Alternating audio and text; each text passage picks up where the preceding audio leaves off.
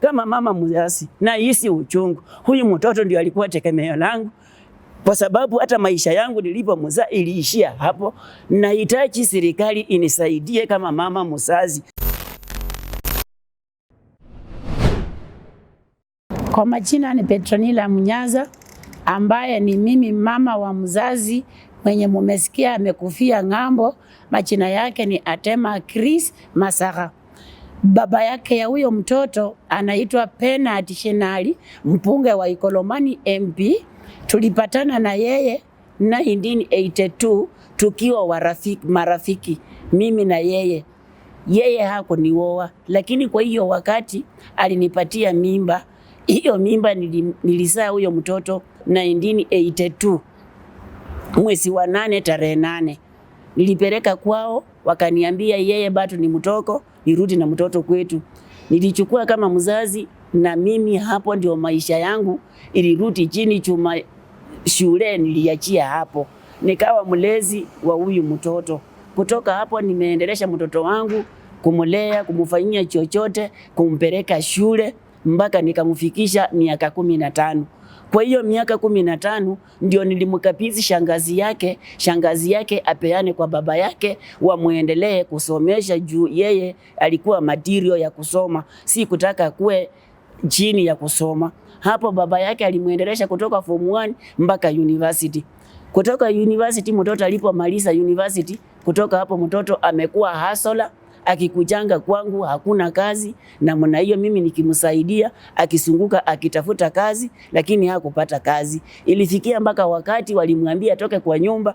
Mimi kama mama ndio nilikuwa namlipia rent huko Rongai kwenye baba yake anakaa, nilikuwa nikilipa hiyo nyumba 2000. Kwa miaka 3 mtoto akiwa hasula, nilimpatia shilingi 10,000 afungulie kinyozi aanze kunyoa. Hapo alichuana na wenzake, ndio akaenda ng'ambo 2014. Niliposikia habari yake amekufa, ilikuwa tarehe 27 mwezi huu wa 7 saa 12 asubuhi. Mtoto yangu amewaka, na hiyo kilio nilisikia hiyo habari kutoka kwa sister yangu, ndio alinipigia simu, sio baba yake. Kusikia hivyo nilijaribu kupigia baba yake simu, nilimupigia mara mingi sana. Baba hakukuwa anachukua simu. Tena nilirudi nikapigia dada yangu simu, nikamtuma aende kwa mheshimiwa. Huyo mheshimiwa Bernard Shenali wa Ikolomani constituency, aenda amwambie namupigia simu kama mama ya mtoto, ashike niongee na yeye. Sister yangu aliambia sister yangu, mimi ile kitu nitafanya nitakuwa nikitext message ndio anijibu, aesi akapika simu. Mimi nilifanya hivyo. Kuna message nilimwandikia kwa simu yangu kumuelezea mimi ni mama yake Chris, na kupikia simu nataka kuelezea tuelewane mambo ya masishi, unielezea vile inaendelea mipango zake zote za matanga. Hakunijibu mpaka wa leo. Alipanda ndege akaenda, ameenda huko amenyamaza mpaka tena jana ndio mimi nasikia report wanaleta mtoto hapa Kenya Tuesday usiku, afike pale na kwa airport na aelekezwe wapi mpaka nyumbani. Kama mama mzazi nahisi uchungu. Huyu mtoto ndio alikuwa tegemeo langu, kwa sababu hata maisha yangu nilipomzaa iliishia hapo. Nahitaji serikali inisaidie kama mama mzazi. Nimetengwa kwa mambo yote hii yenye inahusu huyu mtoto. Nimetengwa, hakuna mtu mwenye ananijali kama mimi mama ya mzazi. Niko kando na niko kwa kiza. Nataka serikali iingililie katikati ya hii maneno. Nijue nitakuwa pamoja kwa hii maneno, ama nitatengwa vile inasemekana nitatengwa.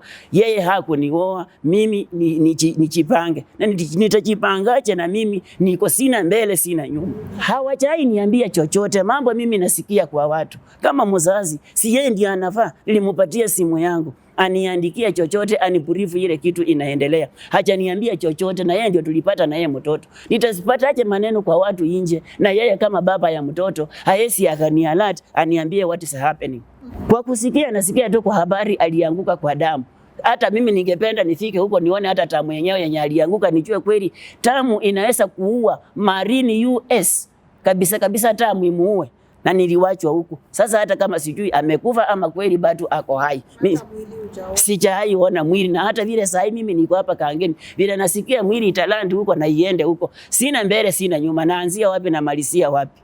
Nataka haki itendeke ya mzazi kama mama. Mama ndio unabebanga mtoto wako. Nimelea mtoto wangu kutoka siku moja hadi miaka 15. Ujungu wa huyo mtoto ni mimi ndio nasikia. Serikali ya US ningetaka kuwaomba kama wanasikia hiyo kilio, kwa mipango yenye wamepanga huyo yote waniweke katikati ya hiyo maneno kama mama mzazi. Naomba tu kama mtu yoyote anasikia hii maneno, na tena naomba tu watoto wa saa hii, mtoto asiingie kwa mapenzi ya mapema, kwa sababu hii yote napitia, niliingia kwa mapenzi ya mapema. Ndio huyu baba ya huyu mtoto hanichukui kama mtu, ananichukua kama kitu takataka kwa sababu si kusoma. Sasa naomba tu